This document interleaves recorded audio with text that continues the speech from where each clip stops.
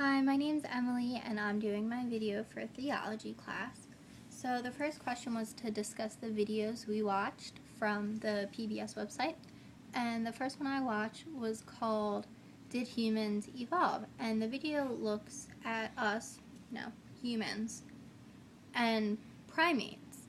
But it introduces an interesting point of looking at it instead of as relatives, more like ancestors. So that somewhere along the line between humans and apes, we had a common ancestor that had a different skeletal structure, and from there it evolved into what is now present day humans and what is now present day apes and monkeys.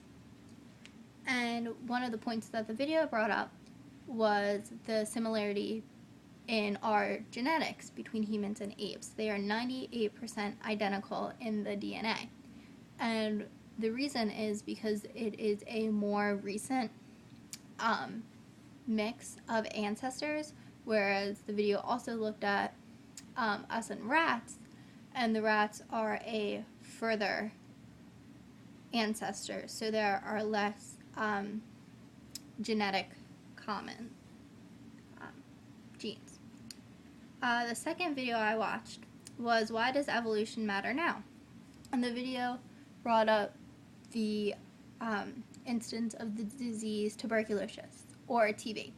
And it looked at how multi-drug resistant TB in Russian prisons are affecting us here. And I had never before looked at evolution by the standpoint of diseases. I just looked at it as like, oh, humans, came from monkeys, and the turtles in the Galapagos look different from turtles in other places. I didn't think of it in terms of a disease. And the third video I watched was Why is Evolution Controversial Anyway? People see evolutionary science as a threat to what they believe. They think that they have to pick between science or religion, whereas they really don't. Evolution is supported by evidence, and the Bible, the one student said it really well in the video. The Bible is not wrong, but we don't have to read it as a scientific textbook, which was said by one of the Wheaton students. The video also brings up a good point that nothing Darwin says goes against religious belief. It's just saying that we've evolved from that point. So my favorite video was Why Does Evolution Matter Now? I had never thought of evolution before as continuously happening, especially within the realm of medicine.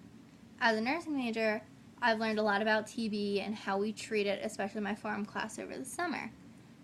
And seeing how the video showed the TB actually evolving to not respond to the medicine was very interesting.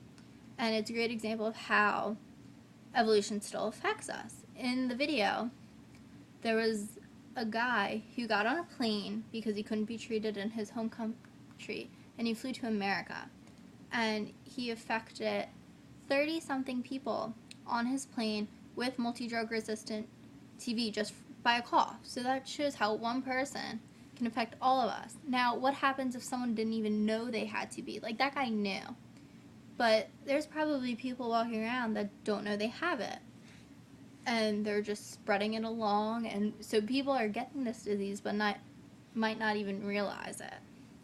So this demonstrates how rapidly a disease can evolve and adapt. And just like the bacteria and DNA, which makes up all living things, just like us, we're humans, and it really shows how the parts within us are evolving and adapting every day. So the final question was, what implications does evolution have for ourselves as human beings? Evolution tells us how our bodies and the world around us is constantly changing. It doesn't have anything to do with how we got here or religion. It's about what has happened since we've been on Earth. It allows us to see where we have come from and to predict where we may be going. And Thanks. Bye.